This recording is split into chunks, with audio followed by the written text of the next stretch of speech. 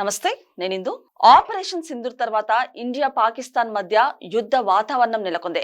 ప్రపంచ దేశాలు ఆసక్తిగా గమనిస్తున్నాయి. పరిస్థితులు చేయి దాటిపోకుండా నియంత్రణ పాటించాలని రెండు దేశాలకు ఉచిత సలహాలు పారిస్తున్నారు. మనకు నిజమైన ఫ్రెండ్స్ ఎవరు, అసలైన శత్రువులు ఎవరో తెలిసేది ఇలాంటి సమయంలోనే. ప్రస్తుతం జరుగుతున్న యుద్ధంలో ఏ దేశాలు భారత్ కు అండగా నిలుస్తున్నాయి, పాకిస్తాన్ కు సపోర్ట్ చేస్తున్న కంట్రీస్ ఏవేవి, మనం ఎవరితో జాగ్రత్తగా ఉండాలి, ఎవరిని నమ్మొచ్చో తెలుసుకుందాం.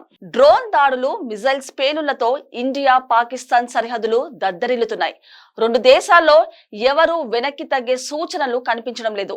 ఐక్యరాజ్య సమితి మొదలుకొని అమెరికా, రష్యా, చైనా వంటి ముఖ్యమైన దేశాలన్నీ సంయమనం పాటించాలని విజ్ఞప్తి చేస్తున్నాయి. వార్ టైంలో మన సొంత బలంతో పాటు మిత్ర దేశాల సహాయ సహకారాలు కీలకం. అందుకే భారత ప్రభుత్వం దౌత్య సంబంధాలపై ఫోకస్ చేస్తుంది. ఈ విషయంలో మన తప్పు లేదని, పాకిస్తాన్ ఉగ్రవాదులు కాశ్మీర్ లో టూరిస్టులను చంపడమే ప్రస్తుత పరిస్థితులకు కారణమని వివరిస్తున్నారు. ధర్మం మన వైపే ఉండడంతో పాటు పాకిస్తాన్ కు ఉదారంగా బిలియన్ల డాలర్లు ఇచ్చిన సౌదీ అరేబియా, యుఏఈ, ఖతార్ వంటి ఇస్లామిక్ దేశాలు కూడా ఇండియాకే సపోర్ట్ చేస్తున్నాయి. యుద్ధ సమయంలో ఇండియాకి బేషరత్గా సపోర్ట్ చేసే దేశాల్లో ఇజ్రాయెల్ టాప్ ప్లేస్ లో ఉంటుంది. కార్గిల్ యుద్ధం నుంచే అనేక సందర్భాల్లో ఇజ్రాయెల్ ప్రభుత్వం ఇండియన్ ఆర్మీకి అత్యాధునిక ఆయుధాలు, లేటెస్ట్ టెక్నాలజీని అందజేసింది. పాకిస్తాన్ నుంచి దూసుకొచ్చిన డ్రోన్లు, క్షిపణులను గాల్లోకి పేల్చేసే ఎయిర్ డిఫెన్స్ వ్యవస్థల డెవలప్మెంట్ మొత్తం ఇజ్రాయెల్ సహకారంతోనే సాధ్యమైంది. ఇజ్రాయెల్ తర్వాత భారత్ కు అన్ని విధాలుగా సహకరించేది ఫ్రాన్స్. పాకిస్తాన్ తో ఫైటింగ్ లో ఫ్రాన్స్ నుంచి కొనుగోలు చేసిన రఫేల్ యుద్ధ విమానాలు కీలకంగా మారాయి. రఫేల్ భయంతో పాకిస్తాన్ ఎయిర్ ఫోర్స్ తన యుద్ధ విమానాలను భారత సరిహద్దులకు దూరంగా ఇరాన్ బార్డర్ లో దాచిపెట్టిందంటే ఫ్రెంచ్ ఫైటర్ జెట్స్ కెపాసిటీ అంచనా వేయొచ్చు.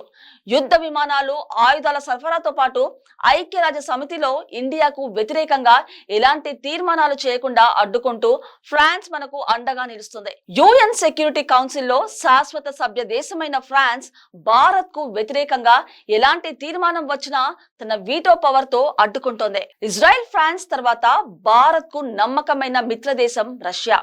యుద్ధ విమానాల నుంచి ట్యాంకులు, గన్ల వరకు ఇండియా వాడే ఆయుధాల్లో సగానికి పైగా రష్యా నుంచి కొనుగోలు చేసినవే. ఆయుధాల సరఫరాతో పాటు అవసరమైతే నేరుగా యుద్ధ రంగంలోకి దిగడానికి రష్యా సిద్ధంగా ఉంటుంది. ఆర్థికంగా చైనాపై ఆధారపడి ఉన్న ఇండియాను దూరం చేసుకోవడానికి రష్యా సిద్ధంగా లేదు. భారత్ మద్దతు లేకపోతే రష్యా పూర్తి చైనా చెంచాలా మారాల్సి వస్తుంది. అందుకే చైనా నుంచి ఎంత వ్యతిరేకత వచ్చినా రష్యా మాత్రం ఇండియాకి సపోర్ట్ చేస్తుంది. సోవియట్ యూనియన్ ఆఫ్ఘనిస్తాన్ ని ఆక్రమించినప్పుడు పాకిస్తాన్ ఉగ్రవాదుల కారణంగా రష్యా ఓటమి పాలైంది. సోవియట్ యూనియన్ 26 దేశాలుగా ముక్కలవడానికి ఆఫ్ఘాన్ లో ఓటమి ప్రధాన కారణం. ఇందులో కీలకంగా వ్యవహరించిన పాకిస్తాన్ కు రష్యా ఎప్పటికీ సహాయం చేయలేదు. ఐక్యరాజ్య సమితి శాశ్వత సభ్య దేశంగా రష్యా యుఎన్ లో మనకు ఫుల్ సపోర్ట్ ఇస్తుంది. సౌదీ అరేబియా, యుఏఈ, ఖతార్ వంటి ప్రధానమైన ఇస్లామిక్ దేశాలు కూడా ఇండియాకే జైకొడుతున్నాయి. చైనా తర్వాత పెట్రోలియం ఉత్పత్తుల దిగుమతిలో ఇండియా 2వ స్థానంలో ఉంది. రెండో అతిపెద్ద కస్టమర్ అయిన ఇండియాని దూరం చేసుకోవడానికి గల్ఫ్ దేశాలు ఇష్టపడడం లేదు. మరోవైపు ఎలక్ట్రికల్ వెహికల్స్ రాకతో పెట్రోలియం ఉత్పత్తుల భవిష్యత్తు డైలమాలో పడింది. ప్రపంచ పెట్రోల్ కి గుడ్ బై చెప్పే సమయానికి ప్రత్యామ్నాయ ఆర్థిక వ్యవస్థ నిర్మాణించుకోవడంపై అరబ్ దేశాలు దృష్టి పెట్టాయి. ఇండియాలో పెట్టుబడులే తమ ఫైనాన్షియల్ ఫ్యూచర్ కి ఇన్ఫ్లుయెన్స్ గా భావిస్తున్నాయి అరబ్ దేశాలు. చీటికి మాటికి చిప్ప పట్టుకొని వేల కోట్ల డాలర్లు అడుక్కునే పాకిస్తాన్ కి సపోర్ట్ చేస్తే మరిన్ని బిలియన్లు యుద్ధంలో తగలేస్తారని దుబాయ్ షేక్లకు ఫుల్ క్లారిటీ వచ్చింది. అందుకే రిచ్ ఇస్లామిక్ దేశాలన్నీ జై హింద్ అంటున్నాయి. అన్ని దేశాలు మనకే సపోర్ట్ చేస్తే పాకిస్తాన్ వైపు ఎవరు లేరా అని డౌట్ రావచ్చు.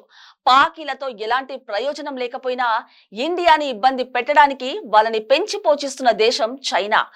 భారత్, పాకిస్తాన్ మధ్య ఎలాంటి గొడవలు జరిగినా చైనా ఫుల్ సపోర్ట్ పాకిస్తాన్ కే ఉంటుంది. అయితే ప్రస్తుత పరిస్థితిలో పాకిస్తాన్ కోసం చైనా నేరుగా యుద్ధం చేసే అవకాశం లేదు. అలాగని భారీగా ఆర్థిక సాయం చేసే పరిస్థితులు కూడా లేవు. చిన్నపాటి ఆయుధాలు, వాటికి అవసరమైన బాంబులు, బుల్లెట్ల సరఫరా చేస్తుంది. అమెరికా ఆంక్షలతో ఆర్థికంగా చైనా పనే ఆధారపడి ఉన్న ఇరాన్ కూడా పాకిస్తాన్ కు సపోర్ట్ చేస్తుంది. గాజాలో హమాస్, యెమెన్ లో హుతీ తీవ్రవాదులకు సరఫరా చేసే చీప్ డ్రోన్లనే పాకిస్తాన్ కి పంపుతుంది ఇరాన్. మరో ఇస్లామిక్ దేశం టర్కీ కూడా పాకీలతో చేతులు కలిపింది.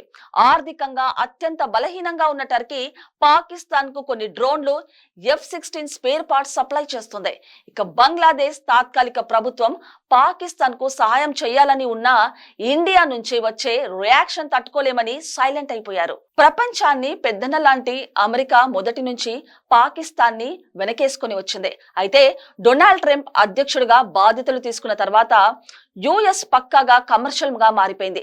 పాకిస్తాన్ కి సపోర్ట్ చేస్తే నష్టమే తప్ప లాభం ఉండదు. అందుకే ఇండియా పాకిస్తాన్ గొడవలతో తమకెలాంటి సంబంధం లేదని పబ్లిక్ గానే చెప్పేశారు అమెరికా ఉపాధ్యక్షుడు జేడీ వాన్స్. రెండు దేశాల మధ్య ఉద్రిక్తతలు పూర్తి స్థాయి యుద్ధానికి దారి తీస్తే తప్ప అమెరికా ఈ విషయంలో జోక్యం చేసుకునే అవకాశం కనిపించడం లేదు.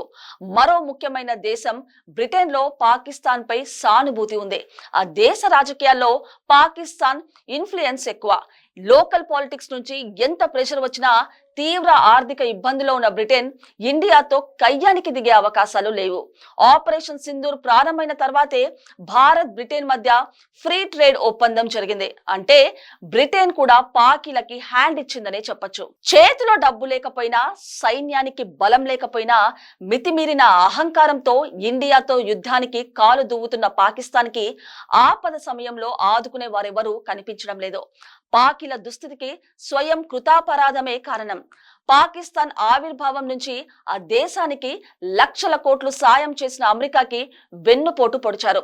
ప్రపంచంలో ఎవరు ముందుకు రాకపోయినా చైనా ప్రభుత్వం పాకిస్తాన్ లో లక్షల కోట్లు పెట్టుబడులు పెడితే ఆ సొమ్ములో చాలా వరకు పాక్ ఆర్మీ ప్రభుత్వం మింగేసిందే. ఇక మనం ఒకే మతం అంటూ అరబ్ దేశాల నుంచి భారీగా అప్పులు తీసుకున్న పాకిస్తాన్ ఒక్క రూపాయి కూడా తిరిగి ఇవ్వలేదు. మిత్రులను కూడా శత్రువులుగా మార్చుకొని అందరినీ దూరంగా చేసుకున్న పాకిస్తాన్ కు ఆపద సమయంలో ఆదుకునేవారు కరువు అవ్వడంలో ఆశ్చర్యమేమీ లేదు.